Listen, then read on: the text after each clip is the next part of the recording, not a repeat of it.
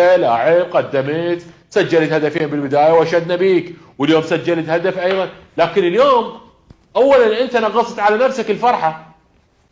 انت عندك مشكله وعندك ضغوط تذبها برجل الولد، سقطت انت، نهيته. فشلون انت تقبل بهيج تصرف وانت اللي عانيت من الاصابات البليغه باليمنى وباليسرى؟ رباط مهند، مو هذا عشمنا بك حبيبي. احنا من قاعد نتحدث وياك، احنا اخوتك واصدقائك اكبر منك، وقاعد ننصحك وننصحك على العلن. وايضا الكباتن نصحوك، هم نجوم وافهم من عندنا بالامور الفنيه وبكل هاي التفاصيل.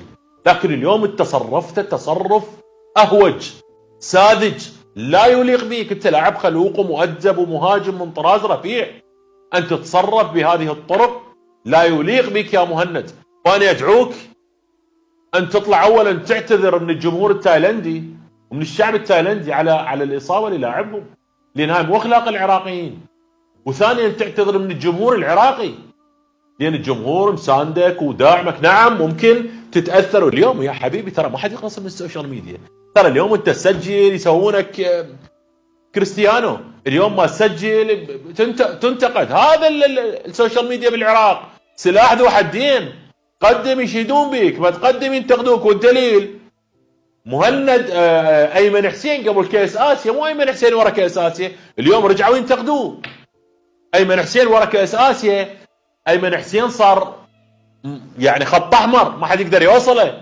لكن اليوم من يخفق ايمن ينتقد. فانت كذلك يا ميم، هذا تصرف مو صحيح، تصرف مال لاعب بالاشبال ما يسويه. انت جيت بهاي الطريقه، شتال خويا انت، والله داخل عليه شتال، تطلب اثار، مداينه فلوس وما مطيك، اكو مشكله بينك وبينه، مو صحيح ابدا. فادعوك ان تطلع باكر بالتصريح حتى تنهي هاي الضغوطات اللي ممكن تصير عليك.